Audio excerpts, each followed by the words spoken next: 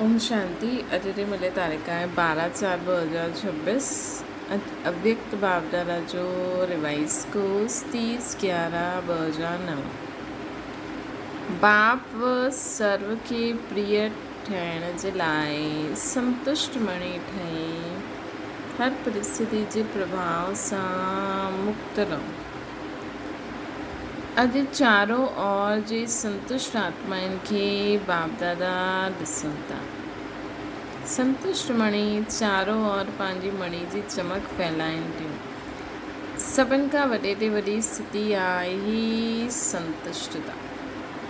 सदा संतुष्ट सभिनि खे प्रिय लॻंदा आहिनि। बाप खे बि प्रिय आहिनि। संतुष्ट मणियूं बाप खे बि प्रिय आहिनि। सदा संतुष्ट उहो ई रही सघंदो जेके सर्व प्राप्तियूं आहिनि। प्राप्तियुनि जा आधार संतुष्ट आहिनि। करे अहिड़ी आत्मायूं सर्व ब्रह्मण आत्माउनि खे प्रिय आहिनि। सर्व प्राप्तियूं अर्थात सदा संतुष्ट। संतुष्ट आत्मा जो वायुमंडल में प्रभाव पवंदो आहे और सर्व प्राप्तियूं आहिनि परमात्मा जी देन। परमात्मा बाप द्वारा सर्व शक्तियूं, सर्व गुण, सर्व खजाना प्राप्त की हुई आत्मा सदा संतुष्ट रहंदी आहे। ज्ञान गुण शक्तियूं बाबा जो जेके ज्ञान गुण शक्तियूं प्राप्त आहिनि उहा आत्मा सदा संतुष्ट रहंदी आहे। संतुष्ट आत्मा जी स्थिति सदा प्रगतिशील रहंदी आहे। परिस्थितियूं संतुष्ट आत्मा जे मथां प्रभाव न विझी सघंदियूं आहिनि। शुद्धि जाति संतुष्ट आहे हुते सर्व शक्तियूं सर्व गुण स्वतः ई अची वेंदा आहिनि। हिकु संतुष्टता अनेक गुणनि खे पंहिंजो ठाहे छॾंदी आहे। त हर हिकु पंहिंजे खां पुछे सदा संतुष्ट आत्मा रहंदी आहे। संतुष्ट आत्मा सदा सर्व जे बाप जे समीप ऐं समान स्थिति में रहंदी आहे। लेकिन हिन स्थिति में रहण लाइ ॾाढो साक्षी दृष्टा अवस्था खपे। त्रिकालदर्शी अवस्था खपे। बाप समान, बाप जे समीप समान रहण लाइ संतुष्ट आत्मा बाप जे समीप ऐं समान स्थिति में रहंदी आहे। ऐं हिन स्थिति में सदा रहण लाइ हमेशह साक्षी दृष्टा रहणो आहे। त्रिकालदर्शी रहणो आहे। हर कर्म त्रिकालदर्शी अर्थात हर ॻाल्हि में टी कालनि खे परखे करे पोइ कर्म में करणो आहे। हर हिकु लाइ ॿ ॻाल्हियूं आवश्यक आहिनि। उहे ॿ ॻाल्हियूं आहिनि संबंध ऐं संपत्ति। बाबा सां संबंध जोड़ो ऐं जो संपत्ति मिलंदी आहे। संबंध भी अविनाशी, संपत्ति भी अविनाशी। संबंध भी अविनाशी आहे, संपत्ति भी अविनाशी।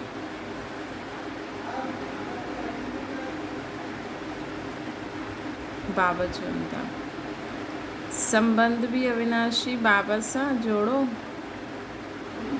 त संपत्ति भी मिलंदी रही। संपत्ति भी अविनाशी मिलंदी। कहिड़ी? ज्ञान गुण शक्तियूं। बाबा सां सर्व संबंध जोड़ो त सर्व संपत्ति ज्ञान गुण शक्तियूं मिली वेंदियूं। उहे प्राप्त थी वेंदियूं आहिनि अविनाशी बाप द्वारा। जॾहिं अविनाशी संपत्ति ऐं संबंध प्राप्त थी वेंदो आहे त आत्मा सदा संतुष्ट ऐं बाप जी आहे। सर्व आत्माउनि जी अति प्रिय थी वेंदी आहे। सर्व आत्माउनि जी अति प्रिय थी वेंदी आहे।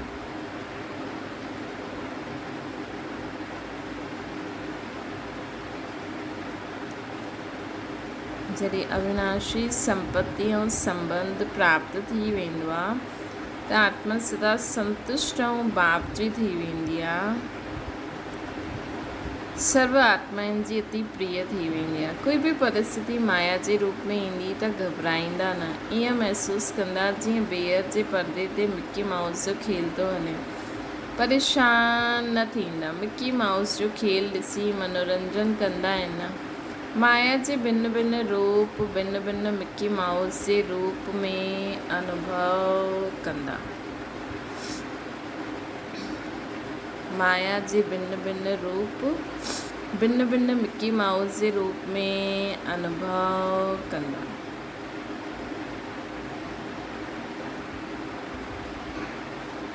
केरु जेकी संतुष्ट आत्मा हूंदी, छो जी संतुष्ट आत्मा बाप जे समीप ऐं समान हूंदी। हर ॻाल्हि खे त्रिकालदर्शी स्टेज ऐं साक्षी रही करे ॾिसंदी। बाबा सां सर्व संबंध ऐं संपत्ति प्राप्त हूंदी उनखे। हिन करे उहा हर ॻाल्हि माया जे हर परिस्थिति खे मिकी माउस जे रूप में ॾिसंदी।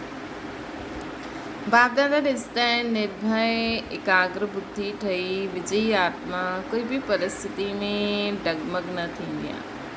बाप दादा ॾिसंदा आहिनि निर्भय ऐं एकाग्र बुद्धि ठही विजयी आत्मा कोई भी परिस्थिति में डगमग न थींदी आहे। जो बाप जी हर बार में शुभ आशा है कि हर बार सदा विजयी ठही बाप के पंहिंजो विजय जो स्वरूप दिखावे। जो बाप जी हर बार में शुभ आशा है कि हर बार सदा विजयी ठही बाप के पंहिंजो विजय जो स्वरूप दिखावे। त हर हिकु पंहिंजे खां पुछे मां केरु आहियां। बाप दादा पहिरियों बि ॿुधायईं कि कॾहिं कॾहिं जो शब्द समय प्रमाण हाणे ब्रह्मन डिक्शनरी में समाप्त थी वञे। जॾहिं बाबा सां सदा जो वरसो वठो त हर प्राप्ति सदा प्राप्त हुजे। छो बाप जी दिलि जी आशाउनि खे पूर्ण करण वारा आशाउनि जा दीपक आया न। हुननि जे संकल्प में बि कॾहिं कॾहिं शब्द अची न सघंदो, छो सदा बाप सां गॾु बाप जे साथी आहियो न। साथ रहण वारा भी साथी ठही विश्व परिवर्तन जो कार्य करण वारा आहिनि। त चओ ये सदा जो वरदान बाप दादा द्वारा प्राप्त आहे न। इहे त जन्म वठंदे ही बाप दादा हर बार खे सदा यही वरदान ॾींदा आहिनि, सदा योगी भव पवित्र भव। हुन वरदान द्वारा जो भी प्राप्ति थींदियूं आहिनि उहे सदा जे लाइ थींदियूं आहिनि न, कॾहिं कॾहिं जे लाइ न। तो सभी ॿार सदा जे अधिकारी आहिनि। श्री बाप जो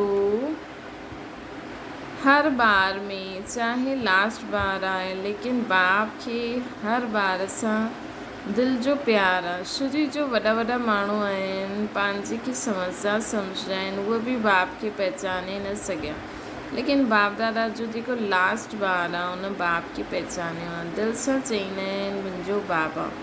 हिन करे बाप जो हर बार सां अविनाशी प्यार आहे। हिन करे हर बार के बाबा जो वरदान आहे, चाहे नंबरवार आहे लेकिन हर बार के बाबा हर वरदान ॾींदा आहिनि। जीअं बि बाबा खे मुंहिंजो बाबा दिलि सां चईंदा आहिनि त उन्हनि खे बाबा वरदान अवश्य ॾींदा आहिनि।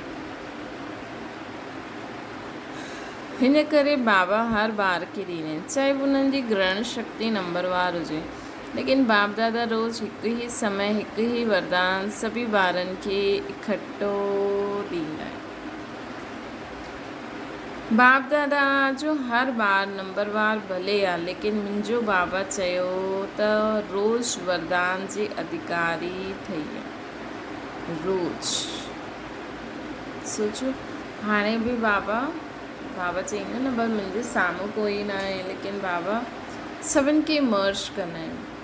त सोचो जीअं बि बाबा खे मुंहिंजो बाबा चयो, उन्हनि खे सभु वरदान बाबा रोज़ जो वरदान रोज़ ॾींदा आहिनि। हर हिकु ॿार खे चाहे किथे बि रहंदा आहिनि, इंडिया में या फॉरेन में, लेकिन वरदान सभिनि खे हिकु ही बाप दादा जो मिलंदो आहे। वरदान खे प्राप्त करे ख़ुशी बि थींदी आहे, लेकिन ॿ प्रकार जा ॿार आहिनि। हिकु ॿार वरदान खे ॾिसी ख़ुशि थींदो आहे, लेकिन अॻियां नंबर उहो ई वठंदो जो सिर्फ़ु वरदान खे ॾिसी ख़ुशि न थींदा, वर्णन न कंदा, लेकिन मुंहिंजो वरदान आहे ईअं न चईंदा कि बाबा सिर्फ़ु ईअं न चईंदा। जेको नंबर अॻियां वठंदा न उहो छा कंदा, उहो वरदान खे फलीभूत कंदा, वरदान सां लाभ वठी करे वरदान जो फल कढंदा। बीज आहे लेकिन बीज खे फलीभूत न करे फल न निकिरंदो त सिर्फ़ु ख़ुशी थींदी। वरदान जे फल कढण, वरदान मां सां फल निकिरे, जीअं बीज थींदो आहे हुनजा फल निकिरण लाइ हुनखे पाणी ऐं धूप खपे न, तॾहिं फल निकिरंदो आहे। त हिते बि हर ॿार खे जॾहिं वरदान जो फल निकिरणो आहे, हर ॿार खे जॾहिं वरदान जो फल निकिरणो आहे, जंहिंसां विस्तार थींदो वञे, पंहिंजे ई मन में वरदान जे फल द्वारा वृद्धि थींदी वेंदी। त हिते बि बाबा चवंदा आहिनि कि वरदान जो फल कढण लाइ बार बार वरदान खे स्मृति जो पाणी ॾियो, स्मृति में लायो, स्मृति स्वरूप में स्थित रहो। बार बार सिमरन न करो, लेकिन स्मृति आए, ये पाणी ॾियण थी। स्वरूप में स्थित थियण, ये धूप लॻाइण थी, है न। बाबा जे वरदान की स्मृति में लायो कि मां बाप समान आत्मा आहियां। ये स्मृति में लायो, मां केरु आहियां, मां बाप समान आत्मा आहियां। ऐं हुन स्वरूप में स्थित थियण मतिलबु बाबा खे यादि करे, ही स्मृति करो, बाबा जी यादि में हुन स्वरूप में स्थित थी वञो। बाप समान मतिलबु सर्व आत्माउनि खे दाता ठही ॾियण वारी। बाप समान मतिलबु क्षमा जो सागर, दया जो सागर, शुभ भावना, शुभकामना, सर्व जो कल्याण जी भावना मन में। सर्व मतिलबु सर्व, कंहिंजे प्रति भी कोई घृणा नफ़रत भाव न। त हिन वरदान के स्मृति में लायो, पोइ हुन स्वरूप में स्थित थी वञो। कल्याणकारी बाप जी, कल्याणकारी आत्मा। त इहे फलीभूत थियण सां स्वयं बि ॾाढी शक्ति भरजंदी असां में, ऐं ॿियनि खे बि हुनजो फल द्वारा शक्ति जो अनुभव कराए सघंदा। बाप दादा हाणे छा चाहींदा आहिनि? श्री बाप दादा कुझु समय खां वठी करे समय जी वॉर्निंग था ॾियनि। हर ॿार जी पढ़ाई कई, रिज़ल्ट जो समय अचानक अचिणो आहे, हिन करे सदा एवर रेडी। साथ साथ बाप दादा ये भी इशारो ॾींदा आहिनि कि हाणे समय आहे उड़ती कला जी तीव्र पुरुषार्थ जो। हलूं था न उड़ूं था, साधारण रीति सां पंहिंजी दिनचर्या व्यतीत करणु, हाणे उहो समय कॉमन पुरुषार्थ जो वियो।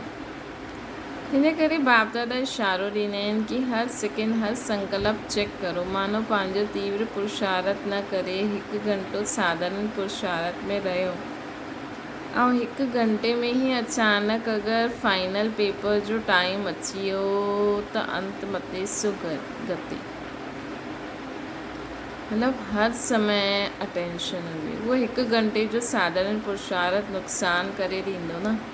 हिन करे बाप दादा हर ॿार खे हर संकल्प, हर सेकेंड समय जे महत्व खे समय प्रति समय इशारो ॾींदा आहिनि। हलचल जे समय अचल रहण जो पुरुषार्थ तीव्र पुरुषार्थ ही करे सघंदो आहे। साधारण पुरुषार्थ ही एवर रेडी ठहिण में समय लॻाए ॾींदो। बाप दादा चयो आहे कि सेकेंड में बिंदी अर्थात फुल स्टॉप। अगरि तीव्र पुरुषार्थ न हूंदो त छा हूंदो? अनुभवी त आयो न। फुल स्टॉप जे बजाए क्वेश्चन मार्क त न ठही वेंदो आहे न। बिंदी केतिरी सहज आहे, क्वेश्चन केतिरो टेढ़ो बाको आहे। फुल स्टॉप त फुल स्टॉप ही थी वञे। कॉमा जी मात्रा बि न, आश्चर्य जी मात्रा बि न। छा करां? ई सोचण जो समय न मिलंदो, है न। जॾहिं असांजो बहुत काल जो अभ्यास हूंदो त अचानक असांजो फाइनल पेपर हूंदो त असांखे पतो हूंदो न हिन में हीअं पार कबो। त कोई भी ॿार ये सोचे न सघंदो आहे कि एतिरो फास्ट पुरुषार्थ करण ही पेपर में पास थियणो। सम्झो रोज़ असां वटि आवाज़ूं ईंदियूं आहिनि, ईअं थियो। कई बार असां सोचंदा आहियूं छा थियो, वञी करे ॾिसूं, लेकिन हाणे खां ई असां फुल स्टॉप लॻाए छॾियूं, है न। भई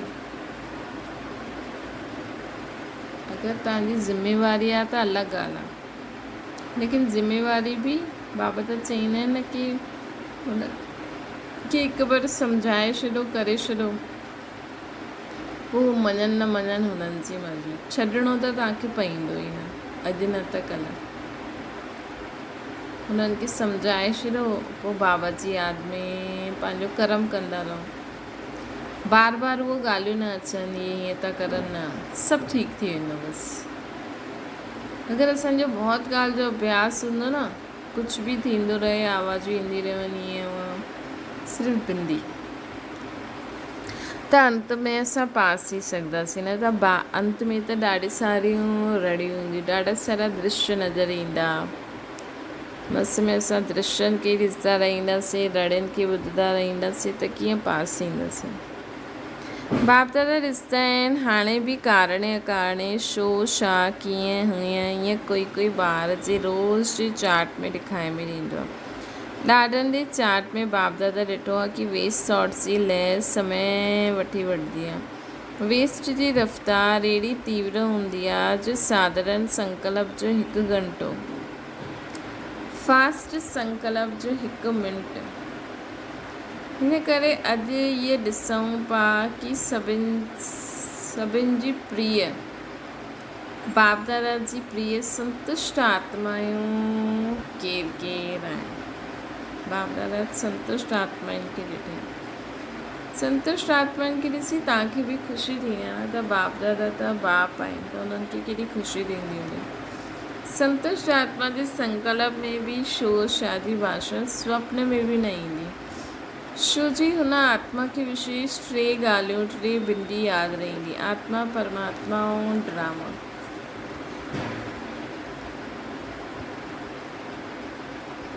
टे ही समय ते कार्य में लॻाए सघंदा, छो जी अहिड़े समय ते सर्वशक्तियुनि जो खज़ानो आवश्यक आहे। ऐं मास्टर सर्वशक्तिवान उहा आहे जो जंहिं समय जंहिं शक्ति खे ऑर्डर करो उहा हाज़िर थी वञे। मास्टर सर्वशक्तिवान उहा आहे जो जंहिं शक्ति खे ऑर्डर करो उहा हाज़िर थी वञे, चाहे सहन शक्ति, चाहे सामनो करण जी शक्ति। त शक्ति वठणु हुन समय कम जी न आहे, त आहे शक्ति लेकिन हुन समय कम जी न, त सर्व पोइ कीअं थींदो? त जंहिं समय जंहिं शक्ति खपे हुन समय उहा हाज़िर थियणी खपे न। त सर्व खज़ाननि जी चाबी आहे 3 बिंदियूं: बाप, तव्हां ऐं ड्रामो।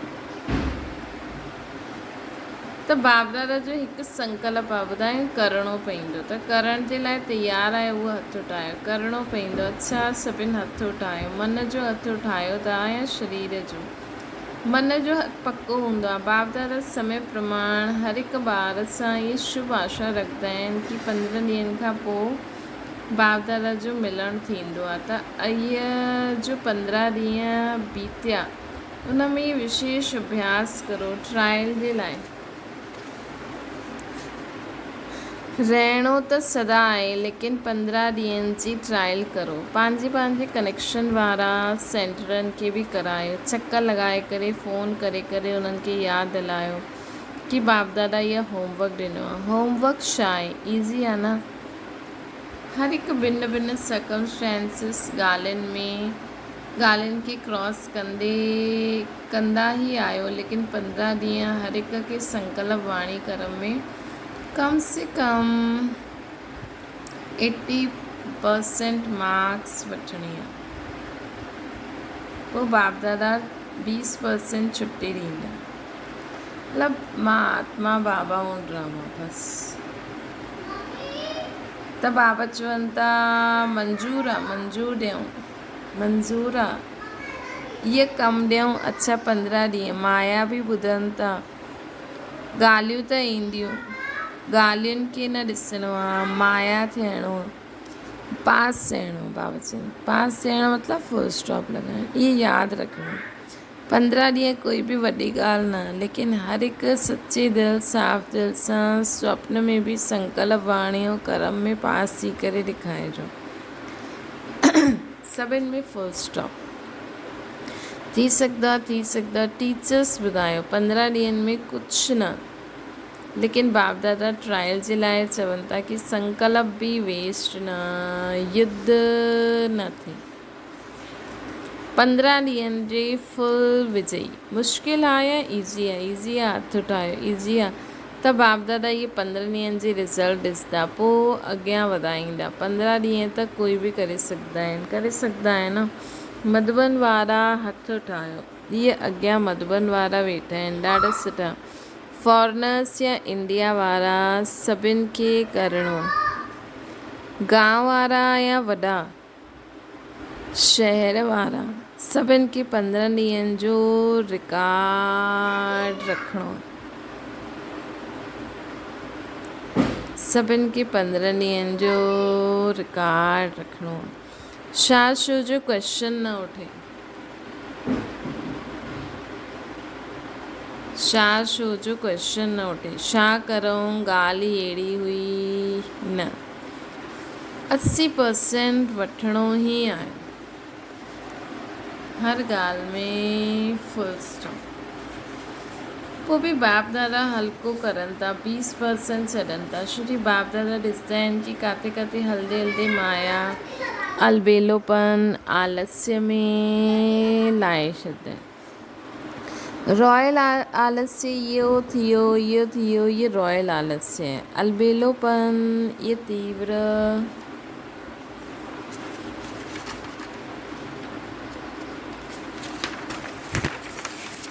तीव्र पुरुषार्थ में कमी विझंदो आहे। श्री बाप दादा सभी जो भी स्टूडेंट आहिनि, हर हिकु स्टूडेंट खे हाणे पहिरियों 15 ॾींहंनि जी रिहर्सल करे कुझु समय अहिड़ो अभ्यास कराइणो खपे जो सभिनि हथु उठायो। एवर रेडी त सभी हथु उठाए सघंदा आहिनि, हिन करे ॾाढो समय जो अभ्यास खपे। Full stop. हिन करे हाणे थोरो सो अभ्यास कराईंदा आहिनि। अच्छा, पहिरीं बार केरु आया आहिनि? उठो। अच्छा, तव्हांखे बाप दादा जे साम्हूं अचण जे ॾींहं जो बाप दादा जे साम्हूं अचण जे ॾींहं जो ॾाढो ॾाढो मुबारक हुजे। सोचो, पहिरीं बार जो आत्मायूं बाप दादा सां मिलंदियूं हूंदियूं। बाबा जी नज़र ॿारनि ते पई, ॿारनि जी नज़र बाप ते पई त ॾाढी ॾाढी बधाई। अच्छा, ॿियो केक त न आहे, लेकिन ख़ुशी जो केक खाओ। अच्छा, हाणे देरी सां आया आहियो, लेकिन फास्ट वञी करे नंबर अॻियां वठी सघंदा आहियो। हिन जे लाइ बाप दादा जी तरफ़ सां ऐं सर्व तव्हांजी साथी भाउ भेणनि जी तरफ़ सां मुबारक हुजे। अहिड़ा बि मिसाल हूंदा जो लास्ट में अचण वारा फास्ट वञी करे फर्स्ट लाइन में अची सघंदा। अच्छा, चारो अॼु बाप दादा जी आशाउनि खे पूर्ण करण वारी आशाउनि जा दीपक, शिव शादी भाषा सां न्यारो रहण वारा, सदा हिकु बाप ॿियो न कोई, सदा हिकु रस, सदा हिकु बाप ॿियो न कोई। बाप में ही विशेष जीवन जा 3 संबंध आहिनि। बाप, शिक्षक, सतगुरु। बाप में ही विशेष जीवन जा 3 संबंध आहिनि। बाप, शिक्षक, सतगुरु। अनुभव करण वारा, बाबा सां वरसो, टीचर सां पढ़ाई जो वरसो, सतगुरु सां वरदाननि जो वरसो प्राप्त करण वारा, पद्म गुणा भाग्यवान हर ॿारनि खे बाप दादा जो यादि प्यार, गुड मॉर्निंग ऐं नमस्ते। पद्म गुणा भाग्यवान आत्मायूं। सोचो, केरु सम्झी सघंदो आहे कि असां भॻवान सां गॾु मिलंदा आहियूं, असां भॻवान खे ॼाणियो आहे, पहचानियो आहे, उन्हनि सां पालना था वठूं, उन्हनि द्वारा पढ़ाई था पढ़ूं, उन्हनि द्वारा वरदान था प्राप्त करूं ऐं ॿियनि खे बि ॾियूं था, है न। वेठे हुए असां बाबा सां गॾु ॻाल्हियूं था करूं, कोई सम्झी नथो सघे कि डायरेक्ट भॻवान सां ॻाल्हियूं था करूं। कई माण्हू बि ॻाल्हियूं कंदा रहंदा आहिनि पंहिंजे में, लेकिन उन्हनि बिना पहचान जे, लेकिन असां विद पहचान बाबा सां ॻाल्हियूं कंदा आहियूं। दादियुनि सां गॾु हिन बार चारों ओर सेवाउनि जा प्रोग्राम ॾाढा सुठा आहिनि। सभिनि खे मदद बि सुठी कई। कंहिं न सोचियो करिणो पए, कीअं करिणो ई आहे। हिकु ॿ जी मदद सां सभी प्रोग्राम सुठा थिया। आवाज़ त फैली वई न, संदेश त मिलियो, हाणे अॻियां वधो। आवाज़ त फैली वियो न, संदेश बि मिली वियो, हाणे अॻियां वधो। योग में सभी ॾाढा सुठे अनुभूति कई। कंहिं चई छो जी टॉपिक ई हुई न वरदान वठिणो, त योग जे प्रोग्राम सां अनुभव कयो ॾाढो। पंजाब जोन जे सेवाधारियुनि सां पंजाब के रामानुसारी सन्यासी महात्माउनि जी सेवा जो चांस सुठो मिलियो आहे ऐं करनि था। पंजाब में स्थापना जे समय ते जीअं सेवा आरंभ थी, वैसे सहयोगी ऐं वारिस क्वालिटी वारा निमिट हैं। पंजाब में स्थापना जे समय जी सेवा आरंभ थी, वैसे सहयोग ऐं वारिस क्वालिटी वारी निमित ठहिया।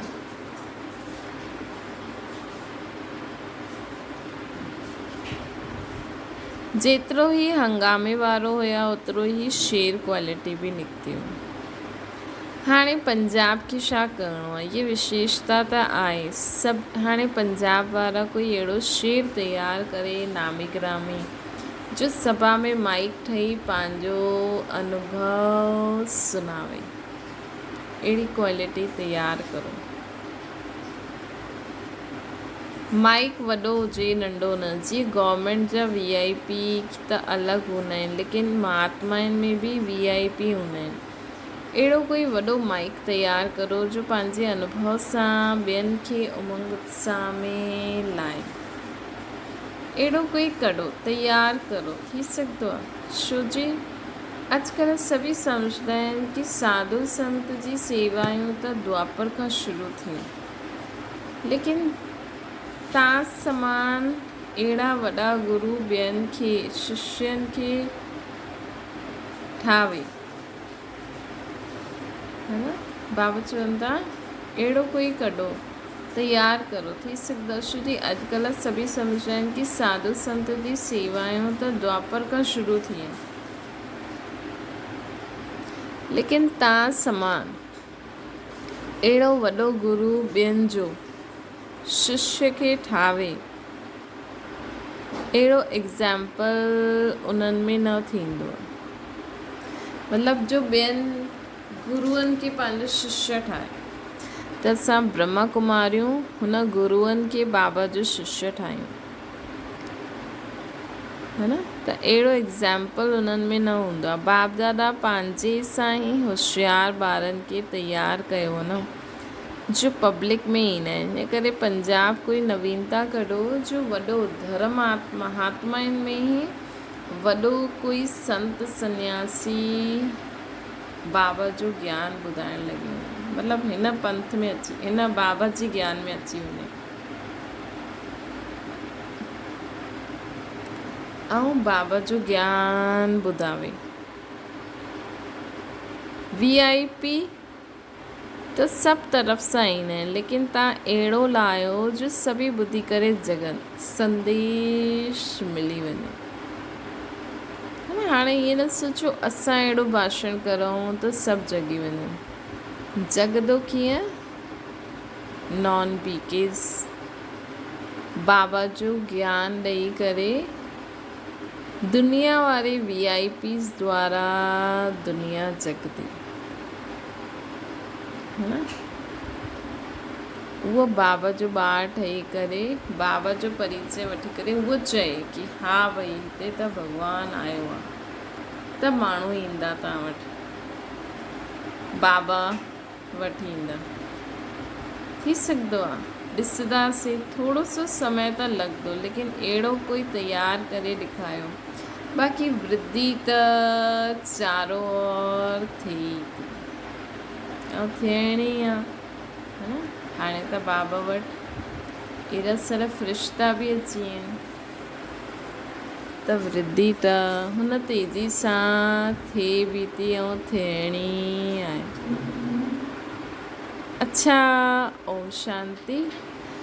वरदान आहे, बाप जे हथ ऐं साथ जी स्मृति सां मुश्किल खे सहज ठाहिण वारा बेफ़िक्र व निश्चिंत ठहो।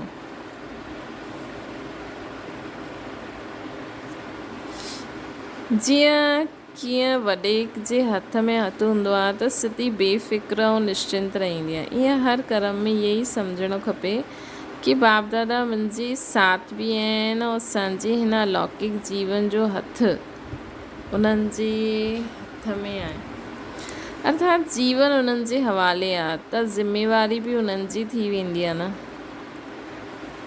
लेकिन हाणे त बाबा बि तव्हांखे एॾो होशियारु ठातो अथई, त हाणे तव्हां बि वॾा ठही ॿियनि जी ज़िम्मेवारी खणो न। छोकी ॿिया बाबा खे नथा पहचाने सघनि न, बाबा ताईं नथा पहुची सघनि, तव्हां ताईं त पहुचा आहिनि न। त तव्हां बि हाणे वॾा थी करे सभिनि जी ज़िम्मेवारी संभालो। त शिव बाबा विश्राम करणु वेंदा, शिव बाबा संगम युग ते केॾी सेवा कंदा आहिनि, त शिव बाबा बि त पंहिंजा हैंड्स तयारु कयनि। हाणे शिव बाबा विश्रामपुरी में वेंदा, पोइ शिव बाबा वरी द्वापर युग में शिव बाबा जो पाठ शुरू थींदो। त बाबा चवनि था कि जंहिं बाबा खे पहचानो उहो त सोचे वॾो वॾो बाबा मूंसां गॾु आहे, है न। त ईअं जीवन उन्हनि जे हवाले आहे, त ज़िम्मेवारी बि उन्हनि जी थी वई, सभु बोझ बाब। छो कि जेतिरो तव्हां बाबा खे वॾो सम्झी करे निश्चिंत थी करे हलंदव न, त तव्हांजे वाइब्रेशन ॿियनि ताईं पहुचंदा, त उहो जंहिं बि रूप में तव्हांखे मञंदा हुन रूप में उहो बि निश्चिंत थी करे हलंदा। सभी बोझ बाप जे मथां रखी पाण खे हल्को करे छॾो। बोझ उतारण व मुश्किल खे सहज करण जे साधन ई आहे बाबा जो हथ ऐं साथ। बाबा जो हथ छा आहे? बुद्धि रूपी हथ। सदा असांजी बुद्धि जो योग बाबा सां लॻो रहे, मन में बाबा जी यादि हुजे, स्वभाव संस्कार बाप समान हुजनि, हिन सृष्टि ते चारों ओर बाबा जी रोशनी फैलाईंदा रहो। स्लोगन आहे, पुरुषार्थ में सच्चाई आहे त बाप दादा जी एक्स्ट्रा मदद अनुभव कंदा रहंदा। अव्यक्त इशारो, अगरि तव्हां सां कोई टकर वठंदो आहे त तव्हां हुनखे पंहिंजे सेह जो पाणी ॾियो, तव्हां पंहिंजी मधुरता नम्रता जे गुण खे न छॾो। नम्रता जी ड्रेस पाए करे रहो, नम्रता ही कवच आहे जो सेफ्टी जो साधन आहे। संस्कारनि जी रास मिलाइण जो सभिनि खां सहज तरीक़ो आहे स्वयं नम्रचित ऐं मधुरता संपन्न थी वञो। संस्कारनि जी रास मिलाइण जो सभिनि खां सहज तरीक़ो आहे, हिक ॿिए सां संस्कार मिलाइण जो सभिनि खां सहज तरीक़ो कहिड़ो आहे? स्वयं नम्रचित ऐं मधुरता संपन्न थी वञो।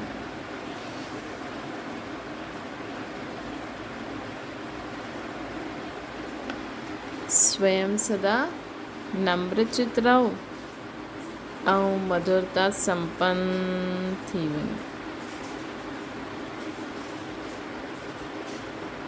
तॾहिं ऐं ॿिए खे श्रेष्ठ सीट ॾेई छॾो। ख़ुदि शांत नम्रचित थी वञो,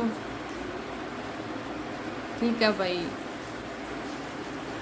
मतिलबु ग़लति ॻाल्हि में न, त बि थींदा आहिनि न कि हा कंहिं अहिड़े माण्हू खे बि कीअं हैंडल करिणो आहे शांती सां, आत्मिक प्रेम ॾेई करे, ऐं मधुरता, पंहिंजी आवाज़ खे धीमे रखो त ॿिए खे श्रेष्ठ सीट ऐं उनखे सुठी सीट ॾियो।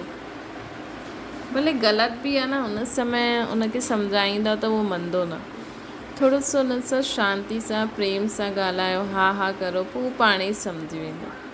अच्छा, ओम शांति। बाबा खे यादि करो।